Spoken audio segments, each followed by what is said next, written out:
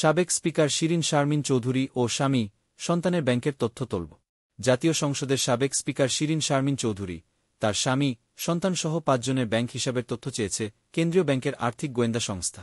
এ সংক্রান্ত চিঠি দেশের বিভিন্ন ব্যাংক ও আর্থিক প্রতিষ্ঠানের কাছে পাঠিয়েছে Bangladesh financial intelligence unit BFIU. বিএফআইইউর চিঠিতে শিরিন শারমিন চৌধুরী, তার স্বামী সৈয়দ ইশতিয়াক হোসাইন, তাদের পুত্র সৈয়দ এবতেশাম রফিক ও মেয়ে লামিসা শিরিন হোসাইন এবং মো. শফিউল ইসলামের ব্যাংক হিসাবের তথ্য পাঠাতে নির্দেশনা দেওয়া হয়েছে।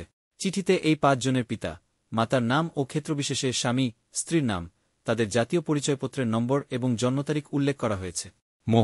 শফিউল ইসলামের পেশা হিসেবে সরকারি চাকরি ও দি সুবহানা ট্রেডার্সের স্বত্বাধিকারী উল্লেখ করা হয়েছে।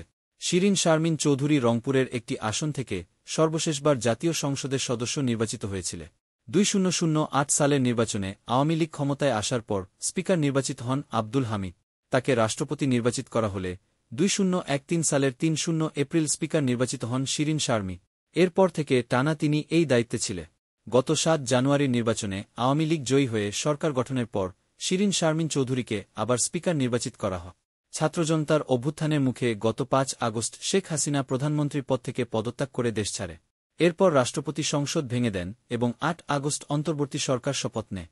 শেখ হাসিনার সরকারের পতনের ২-৭ দিনের মাথায় গত ২ সেপ্টেম্বর স্পিকার হিসেবে পদত্যাগ করেন শিরিন শারমিন চৌধুরী।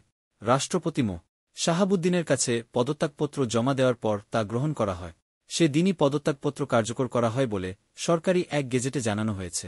শিরিন শারমিন চৌধুরীর বিরুদ্ধে মামলা হয়েছে। রংপুরে গুলিবিদ্ধ হয়ে স্বর্ণশ্রমিক মুসলিম উদ্দিন নিহত হওয়ার ঘটনায় ২-৭ আগস্ট শিরিন শারমিন চৌধুরী, সাবেক বাণিজ্যমন্ত্রী টিপু মুন্সিসহ ১-৭ জনের বিরুদ্ধে হত্যা মামলা করা হয়। হত্যা মামলায় গ্রেপ্তার হয়ে কারাগারে রয়েছেন টিপু মুন্সি।